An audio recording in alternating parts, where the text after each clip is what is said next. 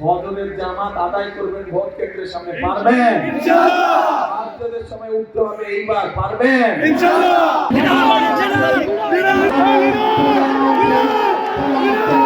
এই নির্বাচনে আপনারা আপনাদের রাজনৈতিক অধিকার প্রয়োগ করবেন। কি সেই রাজনৈতিক অধিকার?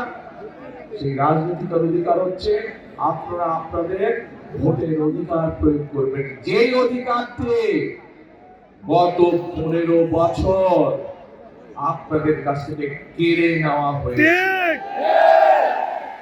শুধু ভোটের অধিকারই কেড়ে নেওয়া হয় নাই, একই সাথে মানুষের কথা বলার অধিকারও কেড়ে নেওয়া হয়েছে। 15 বছরে কোন নির্বাচনী জনসভা দেখেছেন? গত 15 বছর যে এই যে তথাকথিত ভোটের নামে যে ভোটে যে কেউ ভোট দিতে পেরেছে?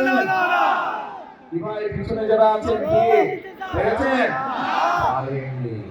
কিন্তু এই যে আজকে যে ভোট হতে যাচ্ছে, আগামী কয়েকদিন পরে 12 তারিখে যে ভোট হবে, আমাদের বাংলাদেশের মানুষের এই অধিকারকে প্রতিষ্ঠিত করতে গিয়ে বহু মানুষ জীবন উৎসর্গ করে।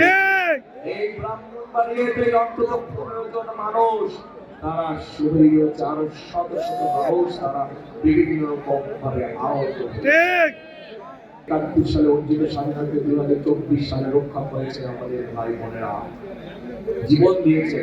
প্রায় 1,500 মানুষকে তারা হত্যা করেছে, 25,000 মানুষ আহত হয়েছে বিভিন্ন ভাবে। এই স্বাধীনতাকে আমাদের অর্থবহ করতে হবে। অর্থবহ করতে হলে আমরা চাই এই বাংলাদেশকে এমন একটি দেশ রূপে গড়ে তুলতে যেখানে সব ধর্মের মানুষ আমরা নিরাপদে থাকবো, শান্তিতে থাকবো। তাই যদি করতে হয় আমাদেরকে ঐক্যবদ্ধ থাকতে হবে। পারবেন আপনারা? ইনশাআল্লাহ। আসুন এবার ভোট তো দিবেন, 12 তারিখ দিবেন না? কখন যাবে ভোট দিতে? সকালে। সকাল 7টা।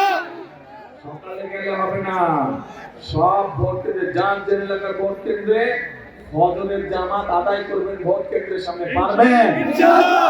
আপনাদের সময় উঠতে হবে, এইবার পারবেন ইনশাআল্লাহ? কারণ অনেক ষড়যন্ত্র হচ্ছে এই ভোটকে, ওই এর আগে যে তথাকথিত ভোট এসেছিল, আমুল নির্বাচন হয়েছিল, নিশিরাতের নির্বাচন হয়েছিল, এবারও ভোট নিয়ে কিন্তু ষড়যন্ত্র হচ্ছে। পত্রিকার পাতায় খবর এসেছে, বিভিন্ন সোশ্যাল মিডিয়াতে খবর এসেছে, দেখেছেন না? বিদেশে আমাদের যে ভাইরা আছে, যারা প্রবাসীরা আছে, তাদের জন্য যে ব্যালট পেপার পাঠানো হয়েছে, কিভাবে একটা দল সেই ব্যালট পেপারকে দখল করেছে দেখেছেন? আগে এই ষড়যন্ত্র দেশের ভিতরেও চলছে। এই জন্যই বলছি তাহাজ্জুদের নামাজ পড়তে হবে, ভোর রাতে উঠে তাহাজ্জুদের নামাজ পড়বেন, তারপরে ঘর থেকে বের হবেন, যার যার ভোট কেন্দ্রে গিয়ে ওইখানে দাঁড়িয়ে ওখানে ফজরের জামাতে নামাজ আদায় করতে হবে। পারবেন ইনশাআল্লাহ? ইনশাআল্লাহ। এত মানুষ পারবে, তাহলে ইনশাআল্লাহ বিজয় সুনিশ্চিত।